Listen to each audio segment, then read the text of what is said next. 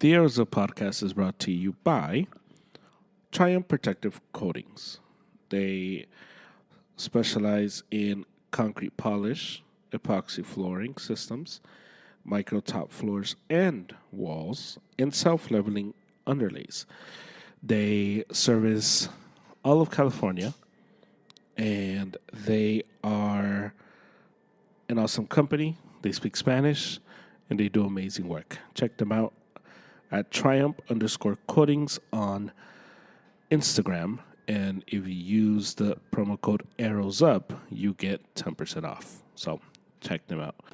In this episode, I have the 8 rules we've learned from the NBA playoffs. Now, before I get into that, I wanted to talk about the Lakers for a little bit. The Lakers were eliminated by the Nuggets yesterday. And I do the rule on the Lakers and the rule that we learned about the Lakers in this series versus the Nuggets. So I'm not going to touch on that, but I did want to hit this. There's going to be a lot of reporting on LeBron and what is he going to do. And today he put out a tweet like, people are going to say what I'm going to do. I don't know. I'm going to spend time with my family and decide, blah, blah, blah. There is, I think the way that LeBron comes back to the Lakers is where the Lakers give him the 2-year or 3-year, $164 million contract. If I'm running the Lakers, I do not give him that. Because if you do that, then you're going to have to give up all your picks as well. Because it doesn't make any sense why you would give him that and then not trade away your future for the opportunity to get LeBron the title. Now, I wouldn't do that because things are going to get complicated in the West. Jokic isn't going anywhere. Ant isn't going anywhere. And Wemby's coming. And OKC's not going anywhere. So, those 4 teams right there, for the next, 10 years or so, are going to be running possibly the West, possibly the league. And if you're the Lakers, you have to put a team together that's going to compete with those 4 teams. And giving LeBron James, entering his, 22nd season in the NBA, 39 or 40, however old he is, 3 more years, get rid of all the draft picks to bring in a marginal all-star, isn't going to move the needle. So, if I'm the Lakers, I let LeBron walk if he opts out. Or you give him a very team-friendly deal. But I do not hitch my wagon to LeBron in his, 3 more years or so and give up all my draft capital so that he can get bounced in the first or second round. Because that's the future if the Lakers do that. And so I hope the Lakers don't do that. But that's, God, everyone's going to bring up the Kobe thing. And I hated the Kobe thing in the moment. But if you're going to make a difference between Kobe and LeBron is Kobe was a long time Laker. And when the Lakers did that, all that backfired. Because when the Lakers did that, the Lakers were like, wow, this is going to be a message to the rest of the superstars that we take care of our guys. And after that, nobody took a meeting with them. KD didn't take a meeting with them. So I just think that stuff, it doesn't mean anything to these guys, especially now, especially in this league where guys are moving teams all the time and dudes get upset and they want to be traded right away, immediately. I think it's a colossal mistake if the Lakers give LeBron all that money and give up all that capital to get bounced to the second round. I hope they don't do that. But that's my thoughts.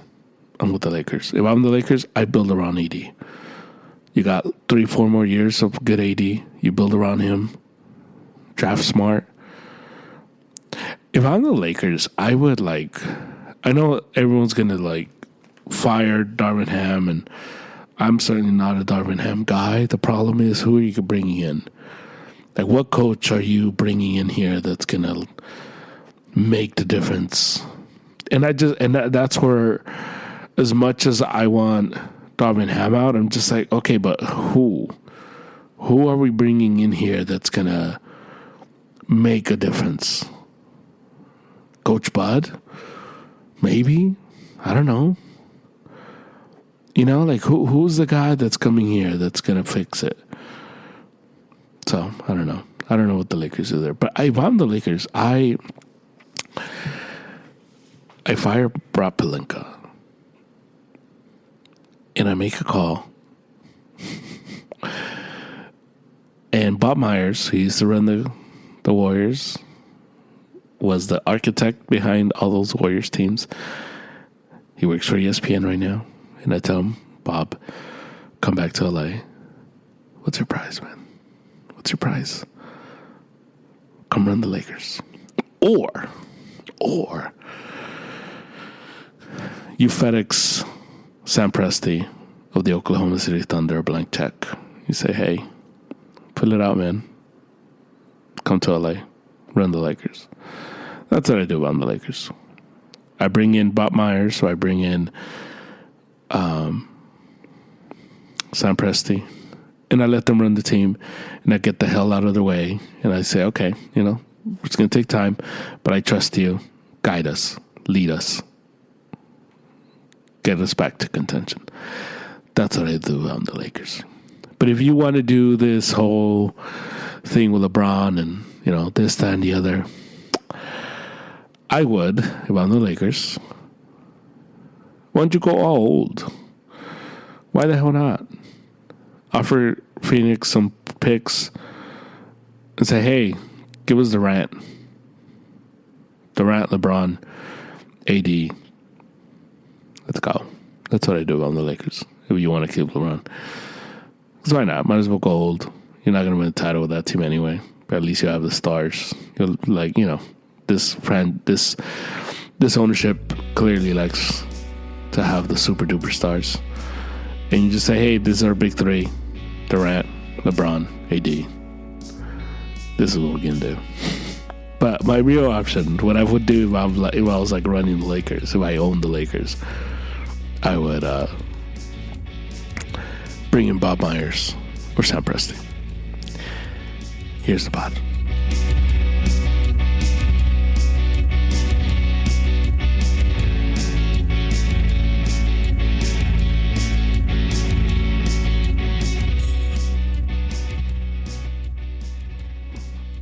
NBA playoffs, full swing. Some teams have been eliminated. Some teams have hope. Some teams have choked away the opportunity to close out a game. But I'm going to give you lessons from the playoffs, lessons that we've seen, lessons that we should probably learn, lessons that may not be so obvious to some of us. It may be obvious to some of us, but lessons nonetheless that are part of I think just how we view the sport and part of just how we as fans come together and understand the game. And so I want to give you these lessons that I've seen in these playoffs. Now, it's important to understand that whenever you look at a series, you don't just get carried away by one game. And not to think that every game is its own story, that every game is its own isolated game, but it's all part of a longer goal for every team. So, for example, if you see a team that wins game one, the road team wins game one, typically game two, that team doesn't try as hard. They're not as invested. They're not playing with the same intensity. And typically that's because the goal when they first got there was to take one of two. And so if they get the first game, typically the second game, it's the home team. If they're a good team, they're going to win that. Now the problem is when you lose that game too as well, then that tells you that the road team is superior to the home game, and that's because game to game it's different. In game to game, you'll see that these teams are playing a different strategy because it's not all the same. You're not putting together everything in one game. So if you're playing the long haul typically, and the one thing you don't want to do if you have games won and you have games that you should win, you never want to give those up because those typically come back to haunt you. And so that's an important thing to do. So I want to lay that out. Not every game is we don't play the game. We don't judge the game. You don't judge the game. You judge the whole series. Because when you judge the game, then you become prisoner, and then the results become skewed. And I think that's sometimes what we do with sports. We certainly do that with life, where you judge a week by its like worst day, So if you had a bad Monday, you'll be like, oh man, my week sucked. But if you count what happened, you actually just realize that, well, actually, the week wasn't too bad. It was just Monday that sucked. We do that with the day, how's your day? And you'll be like, oh man, my day sucked today, man. And then you realize, well, it sucked from 9 to 12. The rest of the day was good. It's like, oh, so you had 3 bad hours in the span of, 21 hours? 24 hours, 3 of them were bad. Not too bad, right? But we don't judge things like that. We judge one as the whole. So if somebody has one bad game, they're kind of like married to that. Or they have one good game, they're married to that, without understanding that, it's a 7-game series in the playoffs. Now, I'll start with the Celtics and Heat. Here's the 8 rules. Rule number 1 is the one I just gave you. Don't look at a game in the playoffs. Look at the whole series. So if you go in there thinking, I think this team is better, I think this team is going to win, then understand why you're picking that team. And if those reasons are legitimate, if those reasons are going to play out over a 7-game series, then you should be fine. I introduced to you the Boston Celtics and the Miami Heat. Game 1 of the Celtics and Heat series was just a complete domination by the Celtics. Celtics just were in control, wire to wire. There was never a moment in Game 1 where we were like, oh man, are the Celtics going to win this? We just were like, yeah, well, the Celtics are going to just run away with this. Game 1, 114-94. That was the Celtics one. And it's one of those wins that was just a complete domination. So heading into Game 2, you're like, oh man, the Celtics got this. Now, with the Celtics and the Heat, there's rivalry, there's history there. The Heat have the Celtics number, at least psychologically. And so you felt like, man, like the Celtics have to get rid of the Heat immediately. Because if they give them any life, they give them any hope, maybe the Heat believe, and the Heat already believe, but more important, maybe the Celtics will believe these guys can beat us. And if the Celtics start to believe that the Heat can beat them, now you're in trouble.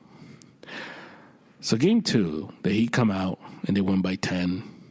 You look at the game, you're like, man, the Heat played good defense. The Celtics didn't to join in with any intensity.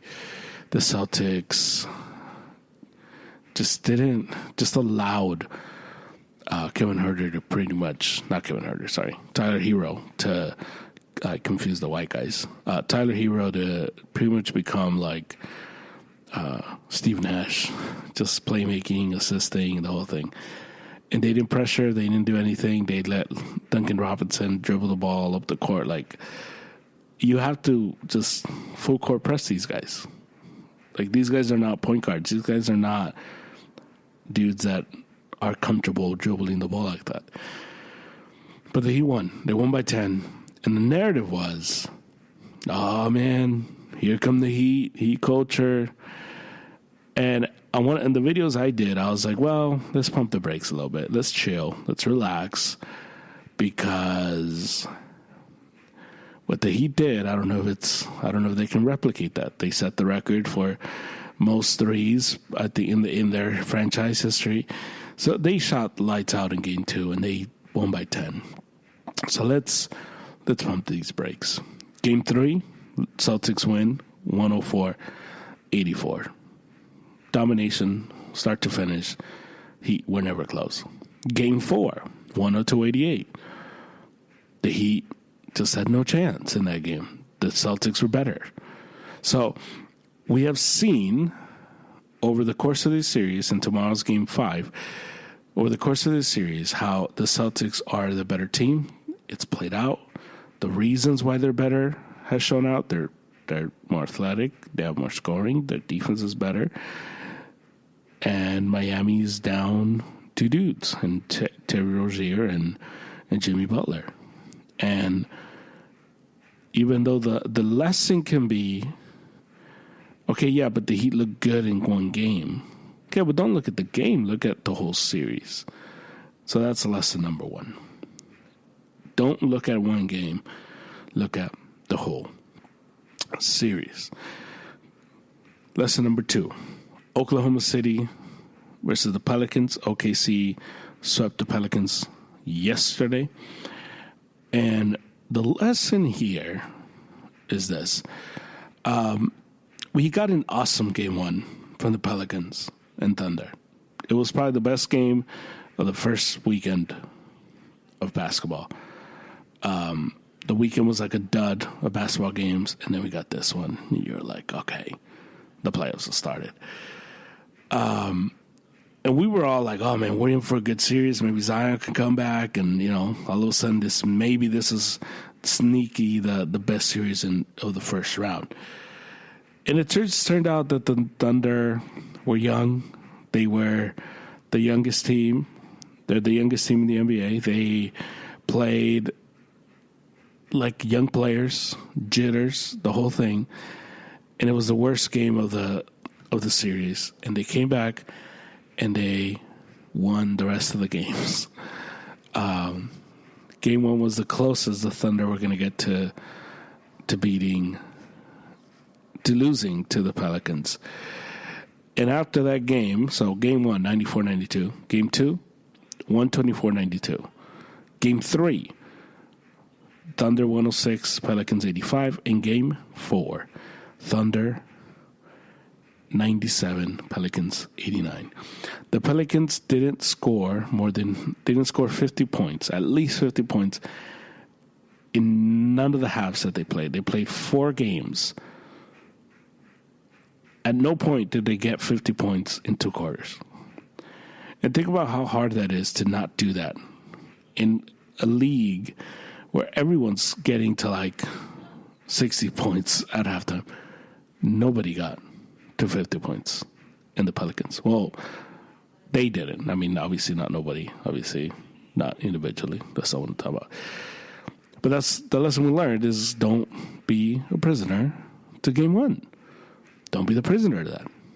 And the second lesson is sometimes a young team needs a game or 2 to get their legs under them to understand where they're at. And once they get going, we see the team that we thought we were going to get.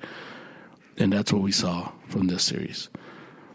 And the second kind of like 2A lesson here is sometimes in the playoffs, the team will learn about the guy that they got to get rid of immediately. And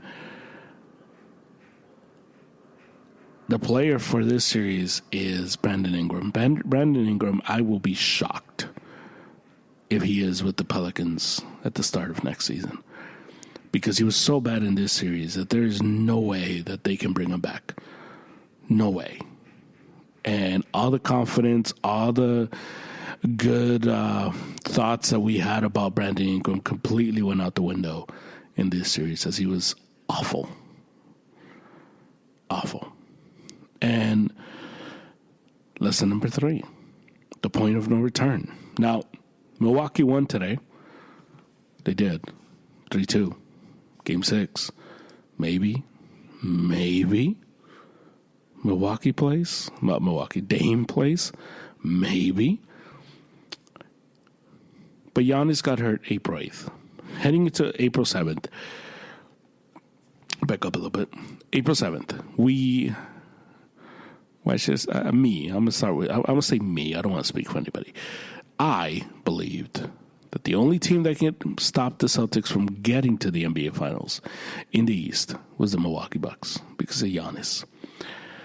And April 7th, I was like, okay, well, I think the Celtics are the favorite. And if Porzingis stays healthy, which he's going to be out for I don't know, a while.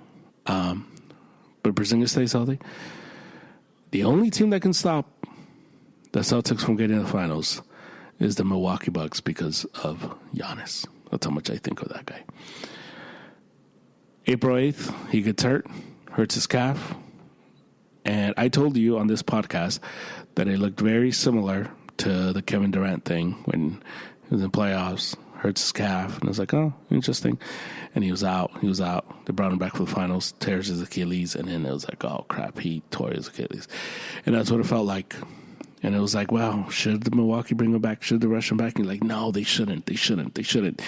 And he hasn't played. He didn't play Game 5. He played tonight. And I don't think he plays until next season, to be honest with you. And that's the right call. You can't afford, if you're Milwaukee, to lose Giannis for next season. Anyway, they lose Dame in Game 3. And that's the point of no return. And sometimes as a team, you hit the point of no return. You lose either too many guys or you lose too many important guys. In this case, you lose 2 important guys, and that's it. And there's nothing else to it. Now, we can judge Milwaukee, and we can put this on the resume, I guess, if you want. You know, if you don't like Doc Rivers that much, you can be like, oh, another failure by Doc. But if Milwaukee loses this series, which chances are they will, Game 6 is on Thursday versus the Pacers in Indiana. Chances are Indiana wins that one. Chances are Giannis doesn't play. Chances are Dame doesn't play. But it's impossible to judge this series because they didn't have their guys. And sometimes you reach that point and there's nothing you can do. And there's nothing Milwaukee can do. And that's the third lesson. Sometimes you lose your guys, and it's just, what can you do? It happened to the Lakers a few years ago. 2021, Lakers were rolling. They played the Suns. AD got hurt. And I believe to this day that if AD doesn't get hurt, the Lakers win that series. Maybe they go back to the finals and we get a Giannis LeBron final. You never know. Anyway, you lose too many guys, and it is what it is. This happens. Third lesson. Fourth lesson. Let's go to lesson number 4. The fourth lesson is when you get 2 mediocre teams, you just don't know what to do with none of them. Because what you're going to get with 2 mediocre teams is you're going to get 2 teams that at home, they look really good. At home, they're making shots at home. Their defense is flying all over the place. And on the road, their shots aren't going in. They look lethargic defensively. And you're like, what the hell is this? And that's what's going to happen. And that's what's happened with Milwaukee, with the Orlando Magic, and the Cleveland Cavaliers. Cleveland won today. Cleveland leads the series, but Cleveland and Orlando have also won all the games as home teams. That's what mediocre teams do, and that series is a prototypical series between two mediocre teams. Their defense is going to look better at home. Their offense is going to look better at home. Now, the difference here is Orlando is better than the Magic, but Orlando's young. So you toss in the young with the mediocre, and you get this. OKC is not mediocre. OKC is really, really good. So that's why their rule is only one rule. It's only a layer of one rule, not the mediocre one. So that's where we're at. That's the fourth rule. The fifth rule. Don't always take what you see in the regular season as gospel for what's going to happen in the playoffs. I thought that the Phoenix Suns had a really good chance of beating Minnesota. I thought that Minnesota got a nightmare matchups when they got selected to play Phoenix because Phoenix played them really well. And that didn't look as good versus Phoenix in the regular season. But what I forgot was that Phoenix is relying on three dudes. One of those dudes is Bradley Beal. One of those dudes, apart from those guys, is Nurkic. And what I forgot was that Minnesota has a lot of, they're deep. They're a deep team.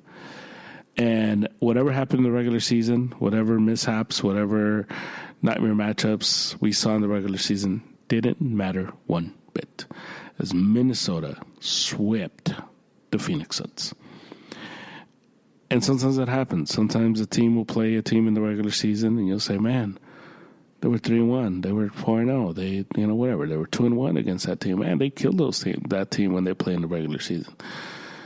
If they play in the playoffs, they're going to do it again. Now, sometimes that's true. Sometimes the matchup, sometimes the advantage is significant, and the team didn't address it, and there's nothing they can address it. Although I think this is more true in football, to be honest with you, than it is in the NBA. Like, I remember a few years ago, the Niners played 2019. Niners played the Packers in the regular season, killed them, destroyed them. And then they played them in the NFC Championship game. It was like, well, it's going to be different. They saw them. The Packers saw the Niners. It's going to be different. They can adjust. Blah blah. And I remember being like, I don't know how what they're gonna fix. Like, you can't get tougher. Like, you can't. That doesn't happen over the course of a year.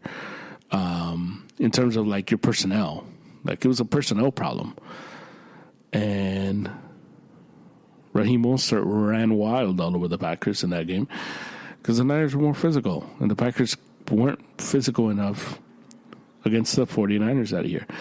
So in football it happens, but in basketball, you can make real change sometimes. And again, if the advantage is just a philosophical advantage, then it is what it is. Like Celtics, Heat. Celtics dominated the regular season matchup. And it's seeing it play out because, again, the advantages was that high.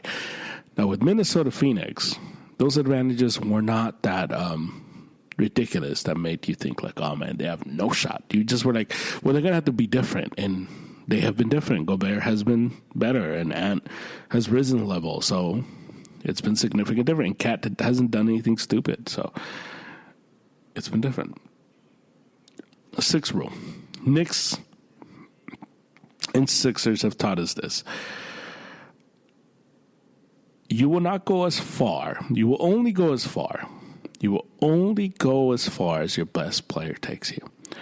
You can have the role players step up. You can have role players be super energy guys. You can have the role players work big threes. And you can have whatever the hell you want. But if your best players aren't playing their best consistently, you're not going to win. Joel Embiid has been bad in almost all of these fourth quarters. He was bad again today. The Sixers won because Maxey, their second best guy, was awesome. So that's just the lesson. It's just the rule. It's just the way it goes. Game 4 in Philly, Embiid sucked in the fourth quarter. You know who didn't suck? Jalen Brunson in the next one. And sometimes basketball specifically is that easy. Your best guy is playing great, you probably have a chance to win. Just the way it goes. It's just what happens. You can have hustle plays. You can have the guys that dive on the floor. You can have all of that. But if your best players aren't playing good basketball consistently, especially down the stretch when it matters the most, you're probably not going to win that game. That's lesson number 6. Lesson number 7. It is better to have a healthy guy who is, and you have him completely, than to have a guy that may be better, that is better than him, but is limited by injury. That's the Kawhi rule. Kawhi Leonard didn't play game 1 of the Clippers-Mavericks series, a game that the Clippers won. The Mavericks were like sleepwalking in that game. So I guess they forgot that they had like the playoffs had started. And the Clippers punched them in the mouth, 109-97. Game 2, Mavericks won. They woke up. They played better. Kawhi played that game. Kawhi looked bad. Kawhi didn't play game 1. Kawhi played game 2. Kawhi looked bad. And I told you in the video I made, Kawhi doesn't look good. He shouldn't have played. He probably cost the Clippers a game. I told you that. Kawhi doesn't play game 3. The Mavericks win. Mavericks had an amazing home court. Mavericks won game 4. Kawhi doesn't play again. Clippers go up by 30 at one point. The Mavericks cut it. And at the end, you had James Harden, floater, and Paul George, huge 3, huge shots. Clippers win, 116-111. But the rule is Kawhi didn't look good, but Man looked good. And Terrence Mann versus Luka, he was spectacular. Now, nobody stops Luka. There's no Luka stopper. This isn't like Ruben Patterson, Kobe. There's none of that.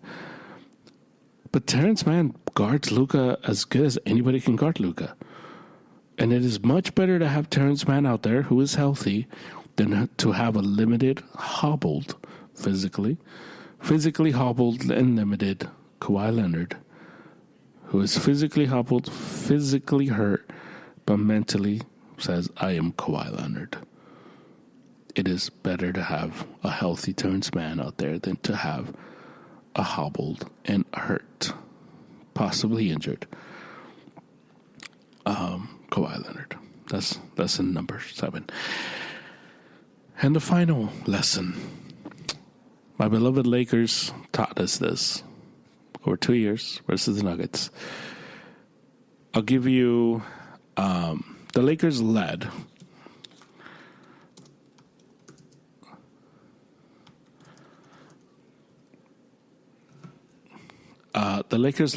the large part of the Nuggets series. And if you look at the numbers,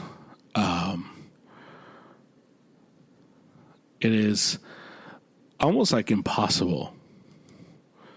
Just that the time of possession, not time of possession, but the amount of time that the Lakers led in that series. And they kept showing that graphic, like the Lakers have led for an hour 40 of all this. Now, let me read you. These are the results: Lakers and Nuggets from this past series. And the lesson is, let me read you the results, and then I'll tell you the lesson. Game 1, 114-103, Nuggets. Game 2, Nuggets 101, Lakers 99.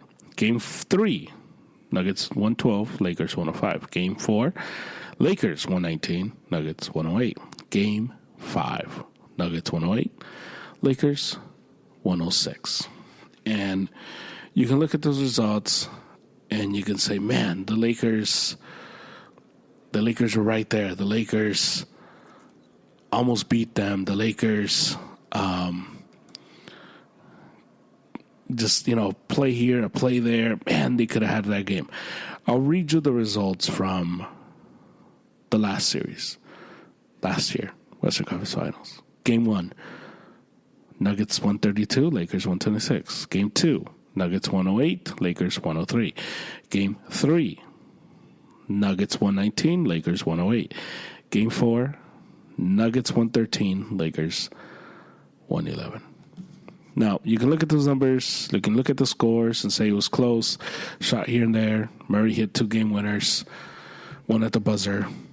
You can say, man, we're right there. If this happened, if this, that happened, and all that can drive you away and can completely make you think that the Lakers are as good, or possibly make you think that the Lakers are better than the Nuggets. The Lakers are not better than the Nuggets. And the fourth quarters of these games proved that to us. The Nuggets were executing at such a high level in the fourth quarter specifically that the Lakers were not able to keep up. And you can say, the rebound, the offensive rebound by Gordon in game 5, which I think sealed the game, where he gets the offensive rebound. LeBron couldn't seal him. Gets it to Murray. Murray hits a 3. Nuggets go up, I think, like 106, 104, or something like that. And you say, man, it's because, if he grabs that rebound, yeah, but he didn't. And that was the point. Over and over again, over the course of the game, over the course of the third quarters and fourth quarters, when the game was tight and the play needed to be made, over and over again, we saw the Nuggets make those plays and the Lakers didn't, because the Nuggets are a better team. And sometimes these scores can make us believe the opposite. So that's the 8th rule. Those are the 8 rules that we've learned, that we've seen played out in these playoffs. Maybe we'll learn more as the series go along. Let me give you some talking points from where we're at. Today, we had the Knicks blow Game 5 at home. MSG was special. It was rocking. And the Knicks had the Sixers on the rope, and then Tyrese Maxey said, no, we're going back to Philly. He hits a 3 to tie the game, sends it into overtime. The Knicks don't foul. The Knicks don't call timeout. The Knicks kind of just let Brunson go. He drives. He gets a shot blocked.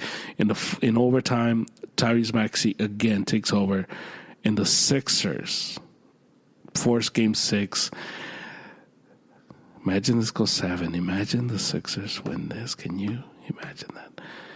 The Knicks leave that one on the table. You never want to leave playoff games on the table. The Lakers left playoff games on the table, but I think a lot of it is because they were now better than the Nuggets. But the Knicks left this game on the table. That happened today. Cavs, Magic. Talk to you about that one. Cavs won, 104-103. And the Bucks. The Bucks have championship pride. A lot of those guys are champions with the Bucks. So they're hearing the chatter. Oh, you guys don't have Giannis. You guys don't have Dame. Blah, blah, blah. Those guys hear the chatter. So if you're the Pacers, you're going to have to go in there and you're going to have to take it from them. They're not going to give it to you. It's the reality of it. Tomorrow, Heat Celtics. The Celtics are without Porzingis. He has an injury. Here, let me tell you what that injury is. Porzingis, he is out with a soleus strain, which you look it up, it's like anywhere from 3 days to six weeks. The Celtics are saying he's gonna miss several games. Now, if you're the Celtics, this is the positive. You shouldn't need Porzingis to eliminate the Heat tomorrow. You shouldn't. And at the most, maybe this goes 2 more games. But the Celtics shouldn't need Porzingis for this. The Celtics shouldn't need Porzingis for the next round, which is either Cleveland or the Magic. You shouldn't need him for that. You will need him versus either the Sixers or the Knicks. You will need him for that, but there should be plenty of time to get him back in time for that. So that's the Celtics right there. We get tomorrow Mavericks Clippers. Must-win game for both. I think the winner of this wins the series. I love Game 5s. Game 5s are typically super special. We still haven't had like an awesome Luka Doncic game. Maybe this is the game. The Clippers already said Kawhi's not playing. So actually, I'm excited for that one. Thursday, we get Bucks Pacers Game 6. I think the Pacers take care of business on Thursday, to be honest with you. Knicks Sixers, which should be an amazing, spectacular game. Who the hell knows what's going to happen there? And Game 6, Cavs Magic, Friday. So that's where we're at for round 2, because the Pelicans are awaiting the winner of the Clippers and Mavericks to see who they play. But round 2 is set in for the Timberwolves and Nuggets. Now, round 2, Timberwolves Nuggets, I think that's going to be the Western Conference Finals. I think the winner of this series goes to the finals. Starts Saturday. Super excited for that one. I think the Nuggets are going to win. I got the Nuggets in 7. But I think it's going to be a spectacular series. I think Ant's going to give them everything they can handle and more. I just think Jokic is the key, because Jokic is the best player in basketball. And I think Jokic is going to do enough to propel his team versus the T-Wolves. But the T-Wolves are here, and Ant is at the cusp of becoming a super-duper star if he's not already there. That's where we're at with the NBA. I'll give you some Champions League to end the night. We had Bayern versus Real Madrid, which many call the European classic, El Clásico, European style. It was a great game. It was a very tense game. It was a game between two giant teams that know what's at stake. I didn't realize how much crap Tuchel talks. He said Gnabry's going to score a goal. He said they asked him after, "Hey, what did you mean by that?" And he's like, "Well, it isn't over. We still got another game in El Bernabeu. He's going to score there. We're going to win. We're going to Wembley."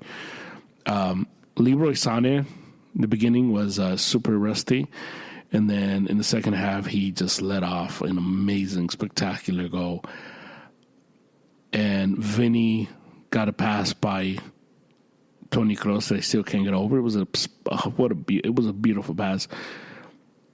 And Vinny gets a penalty. Well, Vinny scores a penalty. Harry Kane scores a penalty. 2-2. We go back to the Bernabeu. High intensity, high leverage game between these two. Carlo Ancelotti said after the game, Bayern's played their best game. We haven't played ours. Maybe we play ours on Wednesday. Jude was subbed out. He didn't look that good. But maybe just, he was sick, so maybe a game, maybe by Wednesday he'll be better in the Bernabeu. But next Wednesday is going to be insane. Tomorrow we got PSG Dortmund. And that's a wrap. We got Canelo, and I'm excited for that one. I'm excited to talk Canelo with David on the next pod. But that's a wrap. That's where we're at this one. NBA, Champions League, 8 lessons from the NBA. I will talk to you on Thursday.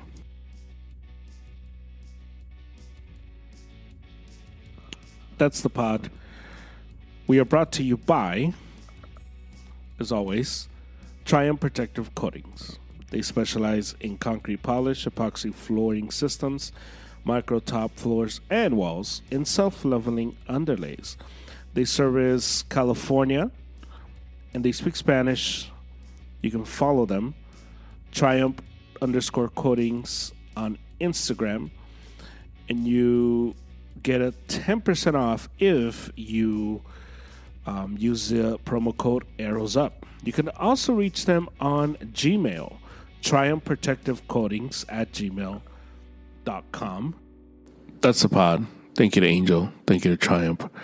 I will talk to you again on Thursday with some Canelo talk, as it's fight week. He fights Saturday versus Jaime Munguia. So keep an eye out for that. And you can follow us at Arrows Up on Instagram. And you can listen to this podcast anywhere you get your pod. So please rate, review, and subscribe. And so I'll talk to you then. The Red Sox are playing better. I'm hoping they play better into the weekend, so I can at least say they're the best team this week. Just once. I want to say it at least once this year. Anyway, that's the end. I'll talk to you later.